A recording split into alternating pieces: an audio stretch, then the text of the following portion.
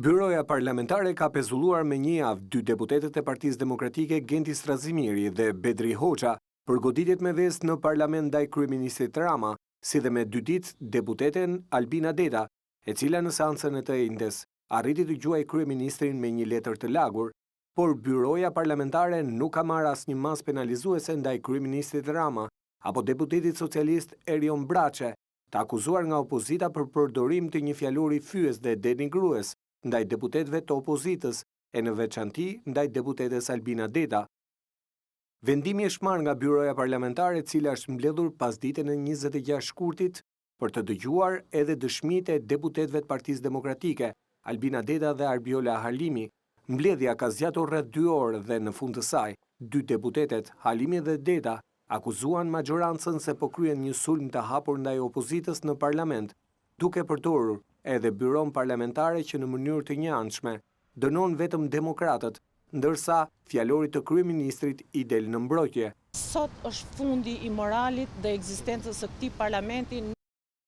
Ne do të bllokojmë seancat. Opozita nuk e kishte parashikuar këtë ardhje të Armando Prengës, këtij elementi kriminal në parlament. Thyrja është mbrojtje për kriminalet, për të korruptuarit që Rama i ka futur aty. Unë e kam goditur në shenjë të indinjatës së mirëditorëve. Çdo zyrë në mirdit është e mbushur me kriminal.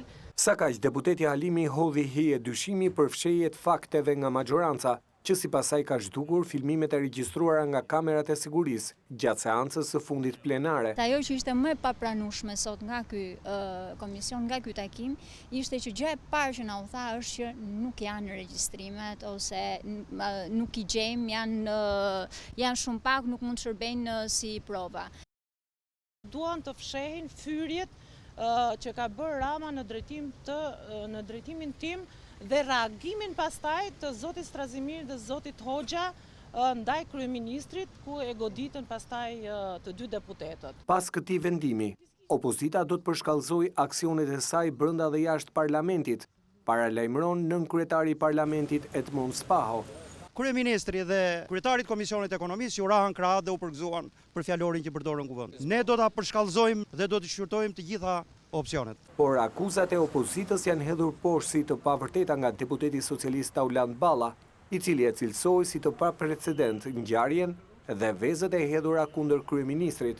Të ndodhur në kushtet e paprecedent, byroja veproi sipas rregullores, se kishte edhe i pretendim tjetër që kishte i çik sharak.